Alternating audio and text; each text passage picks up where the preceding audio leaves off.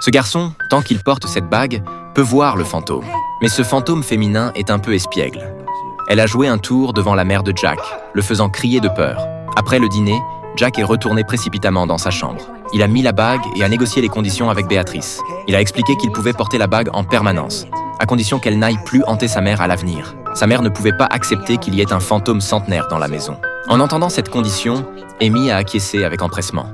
Mais ce qui l'a intrigué, c'est pourquoi Jack l'appelait un fantôme centenaire. Lorsque Jack lui a expliqué, elle a réalisé qu'un siècle s'était écoulé à l'extérieur. Elle pensait n'avoir été piégée que pendant une vingtaine d'années. Alors qu'elle se lamentait sur toutes les nouveautés qu'elle avait manquées, par inadvertance, sa main a traversé la fenêtre. C'est alors qu'elle s'est rendue compte que la barrière qui l'arrêtait avait disparu. Béatrice était incroyablement excitée et a pressé Jack de l'emmener voir le monde extérieur. C'était la première fois qu'elle franchissait le seuil de la porte en un siècle.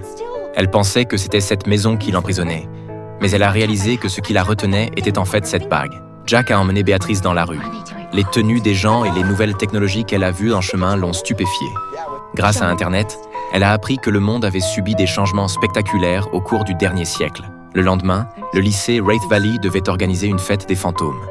Béatrice voulait y aller aussi. Après tout, c'était l'endroit où elle avait vécu autrefois. Elle voulait savoir ce qui avait changé. Jack n'a pu qu'accepter à contre-cœur. Mais comme c'était Halloween, les autres élèves étaient tous déguisés en monstres. Et lui seul avait vraiment amené un fantôme à l'école. Cependant, dès leur arrivée à l'école, Annie les a arrêtés. Bien qu'elle ne puisse pas voir Amy, elle avait toujours l'impression qu'il y avait quelque chose près de Jack. Jack s'est empressé d'enlever la bague et d'expliquer qu'il n'y avait rien. Annie a remarqué cette bague.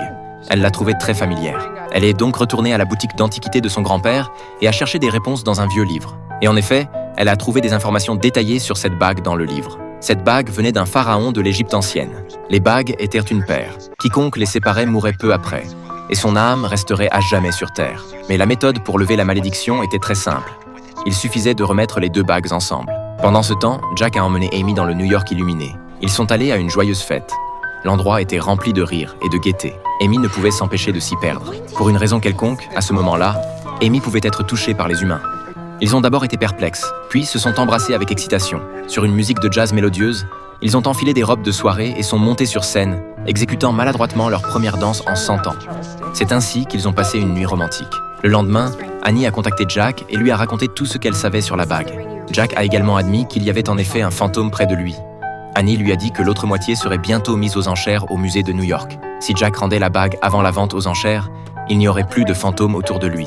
Jack était très partagé. Il avait déjà développé des sentiments pour Amy, mais il ne voulait pas non plus qu'Amy reste coincée ici, seule pour toujours. Au final, il a décidé de ne pas dire la vérité à Amy. Mais Amy a vu le message d'Annie sur le téléphone, lui demandant s'il avait participé à la vente aux enchères.